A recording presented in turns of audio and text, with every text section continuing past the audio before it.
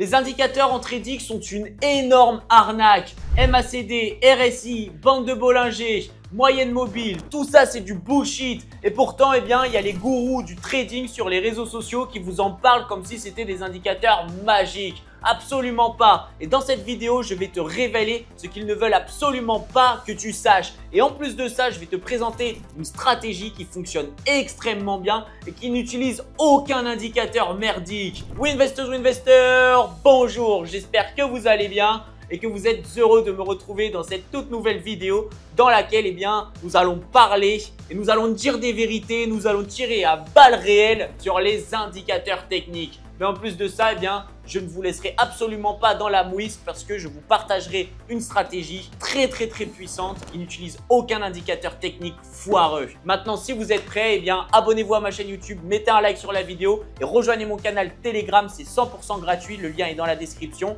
Et dès que tout ça c'est fait, nous allons pouvoir commencer. À l'heure actuelle, dans le monde du trading, lorsque vous allez aller sur YouTube et que vous allez chercher une vidéo d'un certain gourou qui va vous montrer comment il a pu générer XXX milliers d'euros grâce à cette stratégie, il va forcément vous parler d'indicateurs techniques. Il va vous parler de ces indicateurs comme si c'était des outils qui lui permettaient de voir l'avenir sur les marchés financiers.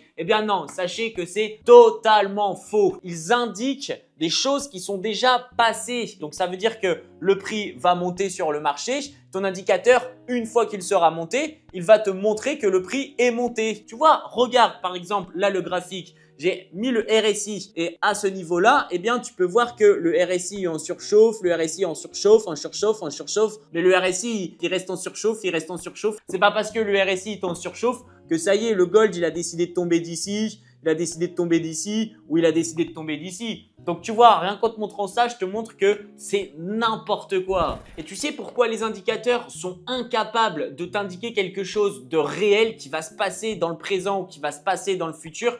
Parce que les marchés financiers sont régis d'une manière totalement différente, que les indicateurs ne peuvent absolument pas quantifier ni même prendre en considération. Les marchés financiers sont régis par trois principaux acteurs. Nous allons avoir les institutions, donc les gros fonds d'investissement et les grosses banques qui prennent des positions à plusieurs centaines de millions, voire plusieurs milliards d'euros sur les marchés financiers. Et ça fait bouger le prix de l'actif. Crois-moi que par exemple, si tu as BlackRock et tu as JP Morgan qui décident de mettre plusieurs centaines de millions ou de milliards de dollars sur le Bitcoin en même temps, le prix du Bitcoin va monter. Le RSI va être en surchauffe. On va taper 10 bandes de Bollinger. Pourtant, la Bitcoin ne va pas redescendre pour autant, tu vois. Donc, te dire à quel point c'est n'importe quoi les indicateurs. Ensuite, nous avons les algorithmes. Ces grosses institutions, ces grosses banques sont aussi dotées d'algorithmes qui vont prendre des décisions à elles-mêmes sur les marchés financiers et qui vont prendre des positions, donc des décisions qui vont amener à des positions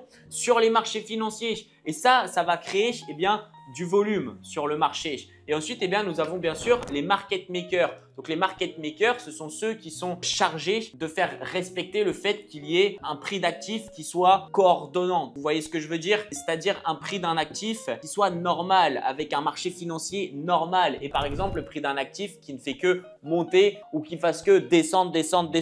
Les market makers sont un peu là pour réguler le prix de l'actif. Ils sont là pour prendre des positions tout au long de la journée, aussi grandement pour injecter de la liquidité et pour qu'il y ait de la liquidité sur les marchés financiers. Parce que si jamais il n'y a pas de liquidité injectée sur les marchés financiers, dans ce cas, la moindre personne qui va entrer en position va faire bouger le marché. Si elle prend un achat, bam, ça va exploser. Si elle prend une vente, bam, ça va tout simplement chuter. Donc, eux, ils sont là pour s'assurer que les marchés financiers soient liquides, pour que tous les traders puissent entrer en position, pour que toutes les institutions puissent prendre des positions et pour que tout ce monde-là trouve de la contrepartie. Qu'est-ce que c'est que de la contrepartie? Les marchés financiers sont à somme nulle. Donc, lorsqu'il y a un gagnant, il y a forcément un perdant. Donc, si par exemple, une banque veut acheter 10 bitcoins, il va falloir trouver quelqu'un qui va vendre 10 bitcoins. Comment trouver quelqu'un qui va vendre 10 bitcoins? Il faut qu'il y ait par exemple 10 personnes qui ont acheté un bitcoin qui se fassent stop loss et qui perdent leur position. Comme ça va dégager un ordre différent, un ordre vendeur. Et si ça dégage un ordre vendeur,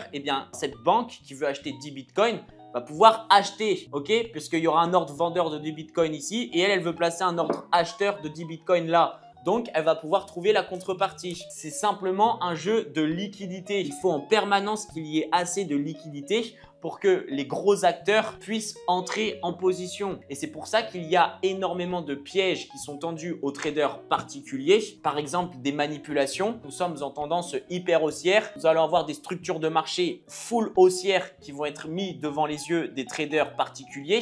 Donc forcément, tous les traders retail, les traders particuliers vont voir de l'achat, de l'achat, de l'achat, de l'achat, de l'achat. Les grosses institutions ainsi que les market makers vont prendre des positions dans le sens inverse, boum, pour faire chuter l'actif, histoire d'aller chercher tous les stop loss de tous les traders retail, donc de leur tendre un piège pour récupérer leur contrepartie, récupérer leur liquidité et pour qu'ensuite, eux, ces acteurs majeurs, puissent placer leur position, récupérer la contrepartie nécessaire pour qu'ils puissent placer leur position et bam, c'est une fois après ça que le prix pourra aller à la hausse. Mais les traders retail particuliers se seront fait piéger. Et là, dans tout ce que je viens de te raconter, eh bien, tu as vu que les indicateurs n'avaient absolument pas de place. Mais alors, si les indicateurs sont totalement inefficaces, pourquoi est-ce qu'ils continuent d'être si populaires auprès des traders débutants ou même auprès de certains traders expérimentés?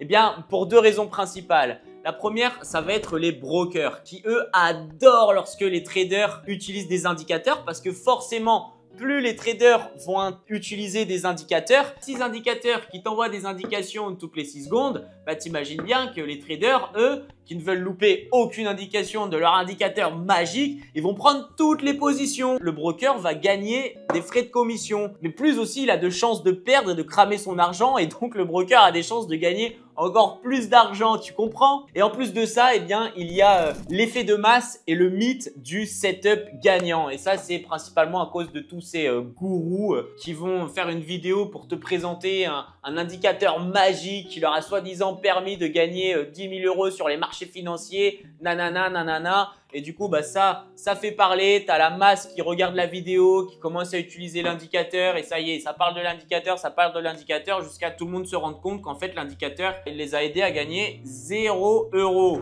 Maintenant, tu vas te dire, bah, Pierre, c'est bien beau, mais tu es en train de dénigrer les indicateurs. Mais qu'est-ce qu'on fait alors? Quelle stratégie on utilise? Eh bah justement, j'ai la stratégie parfaite pour toi. C'est la plus simple, la plus puissante, la plus mécanique. Il n'y a pas de psychologie, tout est mécanique. Viens sur le graphique, je te montre ça. Et la première chose que je vais faire, c'est que je vais supprimer le RSI là. On n'a absolument pas besoin, on n'en veut pas. Je vais aussi supprimer tous ces petits dessins. Et ma stratégie s'appelle la Winflow. C'est une stratégie que j'ai moi-même créée. Ok, c'est une stratégie toute simple. La première chose à faire, elle est hyper simple. Elle va être de repérer la tendance de l'actif.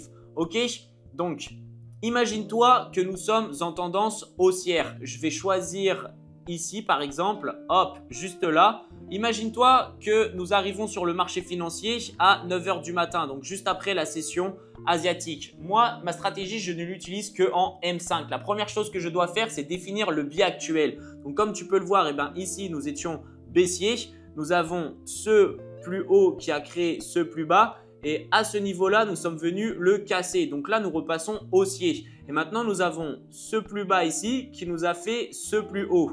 Donc moi, je suis haussier, donc je cherche bien sûr des achats.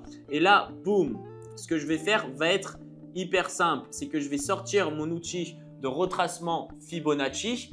Et à l'intérieur, eh bien, je vais simplement trouver ma zone OTE qui se trouve à ce niveau-là entre les 0,618 et les 0,786. Et c'est pile à l'intérieur que je vais prendre position. Ok, toujours avec un stop loss juste en dessous, le dernier plus bas de la tendance et un TP qui doit se situer juste ici au niveau du BOS. Ça, c'est la target finale. Par contre, la première target, c'est bien sûr le TP1 ORR de 1. Et là, comme tu peux le voir sur ce setup, par exemple, que j'ai pris au pif sur le graphique, eh bien, nous aurons TP1, donc on aurait validé 1%. Par contre, on serait fait sortir à BE pour le TP2. Et maintenant, je vais te montrer un autre trade, cette fois que j'ai moi-même pris. Donc là, comme tu peux le voir, nous sommes, après ça, il y a eu une annonce économique. Donc, tu vois, c'est même pas une position que j'ai prise, celle-là. C'était juste pour te montrer parce qu'il y avait NFP. Donc, NFP, ensuite, on est parti à la hausse. Là, j'avais mes confirmations que le marché était haussier. Et qu'est-ce que j'ai fait? J'ai sorti du coup mon retracement Fibonacci. J'ai pris ce plus bas qui a amené ce plus haut. Comme tu peux le voir, on est pile revenu dans la zone OTE. En plus de ça, il y avait un petit order block là, comme tu peux le voir sur la gauche.